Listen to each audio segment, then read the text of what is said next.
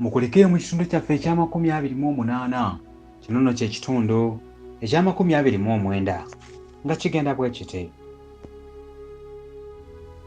Registra kwe kusekamu nga bw'abuuza Pawulo nti kati osigazza abakyala bameka? Florence yasse ekikkowe era n'asalawo okuyingira mu ofiisi y'omukulu ne yeebuuzisa ekintu. Aba afuluma, Registra kwe kumukkunukiriza nti, Flora, wulira bino, nti mu Africa buli muganda w'abalo ababalo. Era Pawulo yafiiriddwa omu ku bakyala be ab'engeri eyo. Ko mukulu nti, nze bwe mbeera eyo siwasiza ddala. Yajjula kibbo kya nseko. Era Pawulo baamukolera enteekateeka agenda aziika omu ku bakyala be ng'empisa bwe yali. Kyokka ekirungi ku olwo n'ebibuuzo bye lwe byadda, Pawulo yali abiyitidde waggulu ddala.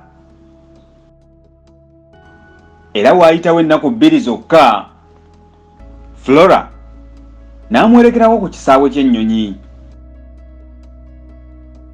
Bwe yali amusiibula n'amugamba nti, mukwano, olumala okuziika mukyala wa muganda wo ng'odda. Ko Pawulo nti, lwakugenda naye ngenze kiwuduwudu, emmeeme esigadde naawe. Awo akaloboozi k'omuwala omu kubakola ku kisaawe we kaayitira abantu mu muzindaalo nti,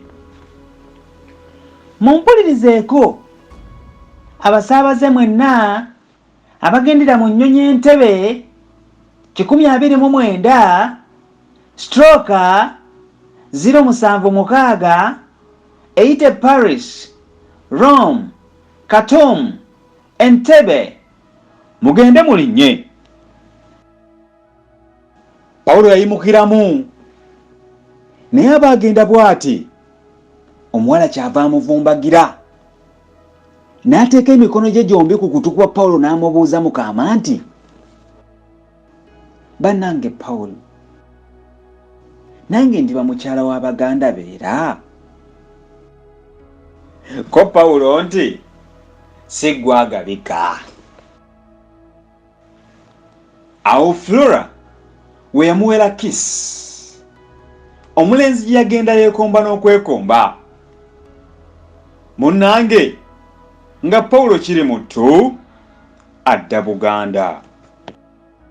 Mwebale kuliza kitundu kyaffe kino ekya29, tusisinkane ate mu kitundu ekya30 wansi w'omutwe ogugamba nti, nze omuweereza wo omwesigwa.